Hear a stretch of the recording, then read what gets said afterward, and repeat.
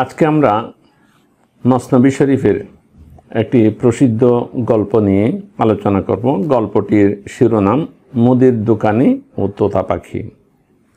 এই গল্পটি শুনতে বেশ সাদামাটা, কিন্তু তার আবেদন এবং তাতে মাওলানা রুমি রহমতুল্লাহ আলাইহি যে শিক্ষা উপস্থাপন করেছেন তার গুরুত্ব, গভীরতা এবং খ্যাতি জগৎজোড়া। গল্পটি হলো এই: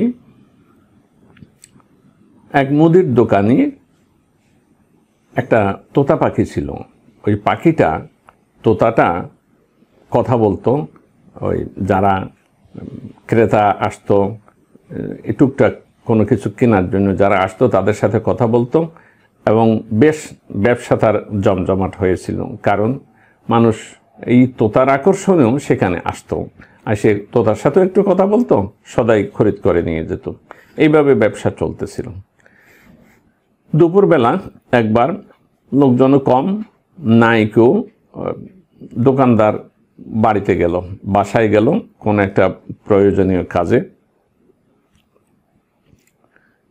আসার পরে দেখি এর ফাঁকে একটা ঘটনা ঘটে গেল যে তোতা দোকানে এক জায়গায় বসা ছিল, হঠাৎ অনুভব করলো অন্যদিকে একটা বিড়াল বা কোনো কিছু নড়াচড়া করতেছে। তাতে ভয় পেয়ে তোতা উড়াল দিল, দোকানের এক পাশ থেকে আরেক পাশে উড়াল দিল। উড়াল দেওয়ার সাথে সাথে উপরে বাদাম তেলের বোতল ছিল, বোতলটা উপর থেকে পড়ে একদম ভেঙে গেল এবং তেল পড়ে ওই দোকানে ভিজে গেল। বিশেষ করে দোকানদার যে গদিতে বসে এসে যেখানে যে আসনে বসেন সেটা একদম চুপসে গেল, তেল তেলে হয়ে। কিছুক্ষণ পরে দোকানদার বাইরের ছাদ থেকে দোকানে আসলো, এসে সোজা তার যে আসন ছিল, গদি ছিল, গদিতে যখন বসছে তখন এই পেছনটা নিচে ভিজে গেছে, চপচপে তেল তেলে হয়ে গেছে। হঠাৎ দোকানদারের মাথা গরম হয়ে গেল, কি হলো, এই অবস্থা কেন? দেখে যে তার মূল্যবান দামি বাদাম তেল পড়ে গেছে। এই কাজ তো তোতাই করেছে, এখানে তো আর কেউ ছিল না। রাগে উঠে কি করলো, দিদ পুর্রো গান দোকানো জামাচার্ভ বরসরস জদ গাস্তু তুতি খালজে জার্ভ। দোকানদার দেখলো দোকানে তেল ছড়িয়ে আছে এবং তার জামাও ভিজে গেছে, দোকানদারের জামা। রাগে দোকানদার একদম তোতার মাথার যে পালক ধরে দিছে টান, আঘাত খেয়ে মাথার যে পালক এগুলো উপড়ে গেছে এবং তোতা আর কথা বলে না, বোবা হয়ে গেছে। কয়দিন ধরে আর তোতা বোবা হয়ে গেছে অথবা বোবার মতো হয়ে গেছে, আর কথা বলে না বেশ কয়েকদিন। এই অবস্থা থেকে দোকানদারের অবস্থা তো এই খুব একদম কাহিল হয়ে গেল। হায় হায়, আমি তোতাকে কি করলাম, কেন মারলাম, আমার হাতটা কেন ব্যথা হলো না? আমার হাতটা যদি ভাঙা হতো আমি মারতাম না। এখন তোতা কথা বলে না, এই ক্রেতারা আসে না, আমার দোকানের আকর্ষণ কমে যাচ্ছে, জমজমাট ব্যবসা ধস নামতেছে। মাওলানা রুমি রহমতুল্লাহ আলাইহি তার যে অস্থিরতার বর্ণনা দিয়ে বলছেন যে কতক্ষণ জামা চিরে, দাড়ি চিরে ভাব হুতাশ করে, কতক্ষণ তার নিজের হাতকে যে দোষারোপ করে, আমার এই হাত কেন এখানে তোতার ওদিকে গেল। তোতা তো নির্বিকার, কথা বলে না, বসে আছে। হাদিয়ে হামিদাদ হার দরবিশরা তবে অবদ নুতকে মুরগে খিসরা। হাদিয়া হামিদাত, হাদিয়া এই দান সদকা দিচ্ছিল দরবেশদেরকে, ফকির দরবেশ যতই আসে অকাতরে দান খায়রাত করতেছিল, যাতে সেই উসিলাতে এই তোতা মুখে আবার জবান ফিরে আসে। কিন্তু না, এভাবে 3 দিন 3 রাত গেল। হয়রান পরেশান বিহবল চিন্তিত দোকানদার। এক ভবঘুরের দরবেশ যাচ্ছিল, সেখান থেকে আমি এই কবিতাটার অনুবাদ করেছি বাংলা এইভাবে। ছেঁড়া আল খেল্লা পরা নেড়া মাথা এক ভবঘুরের দরবেশ যাচ্ছিল সে পথে, মাথা তার পাতিল ও বাসনের পিঠ সদৃশ। এই যে মানে দরবেশ যাচ্ছিল সেই পথ দিয়ে, তার মাথাটা নেড়া ছিল, মাথায় চুল ছিল না। তোতা হঠাৎ তাকে বলল, দেখে বলল, কাকে? ওই যে দরবেশ যাচ্ছিল, নেড়া মাথা দরবেশ, দরবেশকে সম্বোধন করে 3 দিন 3 রাত গত হওয়ার পরে তোতার মুখ খুলল হঠাৎ করে। তাকে জিজ্ঞাসা করে, এই দরবেশকে তোতা জিজ্ঞাসা করলো কি, কাছে কাল বা কালা নামি খেতি তো মাগার আজ শিশিরোগান রিখতি। এ দরবেশ, তুমিও কি বাদাম তেলের বোতল ফেলছো, ভাঙছো?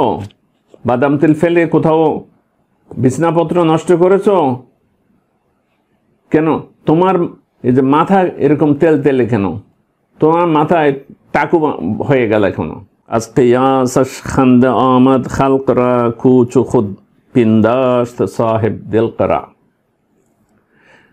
আশেপাশে যারা লোক ছিল তারা হেসে পড়ল, বলল যে এতদিন তোতা কথা বলে না, এখন যে কথা বলল তাতে বোঝা গেল তোতা নিজের মাথা যে নেড়া হয়ে গেছে।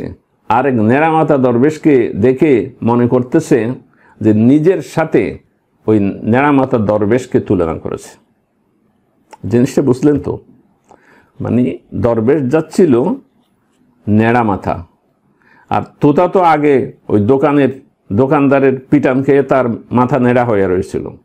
এখন এই নেড়া মাথা তোতা ওই দরবেশের মাথার চুল না থাকাতে দরবেশকে নিজের সাথে তুলনা করে বলল যে আমি তেল ফেলার কারণে, বাদাম তেল ফেলার কারণে আমার মাথা নেড়া হয়েছে।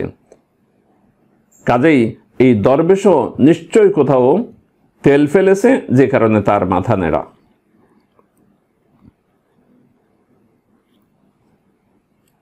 গল্প এখানে আপাতত শেষ। মৌলানা বলছেন, এখান থেকে এই গল্প দিয়ে আমাদের মনোযোগকে, শ্রোতাদের, মানব জাতির, মুসলমানদের মনোযোগকে আকৃষ্ট করে বলছেন, কারে পাকার আখিয়া সাজু খুদমগীর গাচ্ছে মানদ দার নবিস্তান শির শির। কারে পাকান রাখিয়া সাজ খুদমগীর, পবিত্র জন যারা আছে, নেককার পবিত্র জন যারা আছে, তাদের কাজকে নিজের কাজের সাথে তুলনা করো না।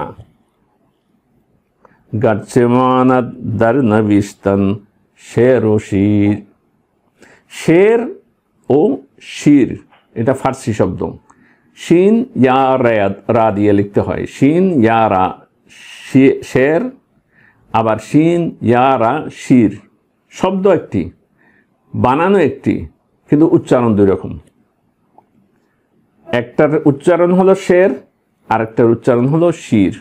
মৌলানা বলতেছেন যে এই 2টা শব্দকে আকৃতিতে, বানানে, বর্ণে যদি একরকমও দেখো, তুমি এগুলোকে 2টাকে এক সমান তুমি মনে করো না। কারণ শের আনবাসাদ কে মারদুম মি খোরাত, শির আনবাসাদ কে মারদুম মি দারাত। শির আনবাসাদ কে মারদুম মি খোরাত, শের আনবাসাদ কে মারদুম মি দারাত। শের কি? শের মানে বাঘ। আমাদের দেশে শেরে বাংলা বলে না, বাংলার বাঘ। শেরে বাংলার অর্থ বাংলার বাঘ। আমরা যেখানে থাকি সেটা সেই থানার নাম শেরে বাংলা নগর। শেরে বাংলা মানে বাংলার বাঘ। শের এটা ফার্সি শব্দ। এই শের এটা মানুষকে খায়, আর শির অর্থ দুধ। এই শির যেটা সেটাকে মানুষ খায়, আর শের মানুষকে খায়। কতখানি আকাশ পাতাল তফাৎ। একটা মানুষ খায় আর একটাই মানুষকে খায়। মৌলানা বলছেন তুমি কখনো এই বাহ্যিক আকৃতি দেখে নিজের উপরে অন্যকে কিয়াস করো না। যেভাবে ওই দোকানদারের তোতা পাখি একজন দরবেশকে দেখে নিজের উপর কিয়াস করেছিল, তাহলে মারাত্মক ভুল হবে। কি ধরনের মারাত্মক ভুল হবে? মৌলানা বলছেন যে এই ভুলের কারণে দুনিয়াতে অনেক বিপর্যয় হয়। কেমন বিপর্যয়? জুমলা আলম জিন সবব গুমরাহ শুদ কাম কেসি জব দালে হক আগাহ শুদ। জুমলা আলম, সমগ্র জাহান, জিন সবব, এই কারণে গুমরাহ শুদ, গুমরাহ হয়ে গেল। যে কাম কেসি, খুব কম লোকেই, জব দালে হক, আল্লাহর যারা আবদাল তাদের সম্পর্কে আগাহ শুদ, জানতে পারে নাই, মানে বুঝতে পারে নাই তাদেরকে। গোটা দুনিয়া এই কারণে গোমরাহ হলো যে কম লোকেই আল্লাহর আবদালদের চিনতে পেরেছে। খুব কম লোক আছে, নাই বললে চলে, যে যারা এই যে মানব জাতিকে, মানুষের মধ্যে সবাইকে সমান মনে করে, কিন্তু এর মধ্যে যে আল্লাহর ওলি আবদাল আওতাদ লুকায়িত আছে সেটা তারা চিনে না, বুঝে না। মৌলানা রুমি বলতেছেন যে এই না চিনার কারণে, আল্লাহর ওলিরা যে মানুষের মাঝে লুকিয়ে আছে তাদেরকে না চিনার কারণে অনেক ধরনের বিভ্রান্তিতে পড়ে যায়। আবদাল কারা? আবদাল হলো যাদের স্বভাব চরিত্র আল্লাহর, যাদের মন্দ স্বভাব চরিত্র আল্লাহ প্রদত্ত উত্তম স্বভাব চরিত্রে বদলে গেছে। মানে তাদের স্বভাব চরিত্র, চাল চলন, সমস্ত কিছু আল্লাহর দেয়া সেই স্বভাব চরিত্রে পরিবর্তিত হয়েছে, এবং তারা তাদের উঠা বসা, হাসি কান্না, চলাফেরা সবই আল্লাহর কাছে পছন্দনীয়। আল্লাহ তাদেরকে পছন্দ করেন। আমরা যেমন একটা দেশ পরিচালনায় জানি পুলিশ বাহিনী আছে, সেনাবাহিনী আছে, গোয়েন্দা বাহিনীও আছে। গোয়েন্দা বাহিনী যারা আছে এদেরকে মানুষ চোখে দেখে না। আল্লাহর এই সৃষ্টি ব্যবস্থাপনার মধ্যে চাঁদ, সূরজ, গ্রহ, তারকা এগুলো নিয়োজিত আছে, আকাশ বাতাস আছে, পানি আছে, আগুন আছে, এগুলো নিয়োজিত আছে। কিন্তু এর অন্তরালে আল্লাহর কিছু আল্লাহর ওলিরা আছে, তারা এই জগৎটাকে পরিচালনার কাজে আল্লাহর পক্ষ থেকে গুরুত্বপূর্ণ দায়িত্ব পালন করেন। তারা লোকচক্ষুর অন্তরালে থাকেন। মৌলানা বলছেন যে এদেরকে না চিনার কারণে মানুষ গুমরাহ হয়ে যায়, মানুষ বিভ্রান্ত হয়ে যায়। এবং তখন মানুষ এই কথাটা বললে যে আমরাও মানুষ, তারাও মানুষ। যেমন আল্লাহ নবীদের বেলায় বলেছিল, কোরআন শরীফের মধ্যে আছে, ক্বালু ইন আনতুম ইল্লা বাশারুম মিসলুনা। আল্লাহ নবী রসুলদেরকে মানুষ বলেছিল, তোমরাও তো আমাদের মানুষ। নবী যারা দাবি করতেছো তোমরা আমাদের মতো খাও, পরো, স্নান করো, ঘুমাও, অসুখ বিসুখ তোমাদেরও হয়, ঘর সংসার তোমাদেরও আছে, হাটে বাজারে তোমরাও যাও, তোমাদের মধ্যে আবার শ্রেষ্ঠত্ব কিসের? তোমরাও তো আমাদের মতো মানুষ।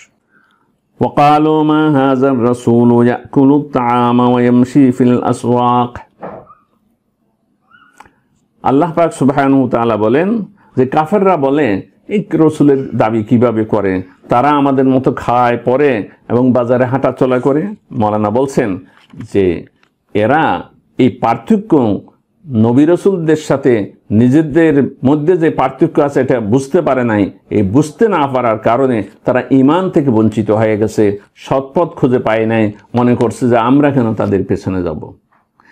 এই কথাটা বোঝানোর জন্য মৌলানা এই গল্পের জেরে বেশ কিছু সুন্দর, মনোজ্ঞ, আকর্ষণীয় উপমা এবং মেসাল দিয়েছেন।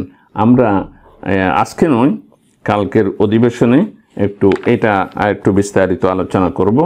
আজকে তাহলে এখানেই আমরা শেষ করি। ওয়া আখিরু দাওয়ানা আনিল হামদুলিল্লাহি রাব্বিল আলামিন।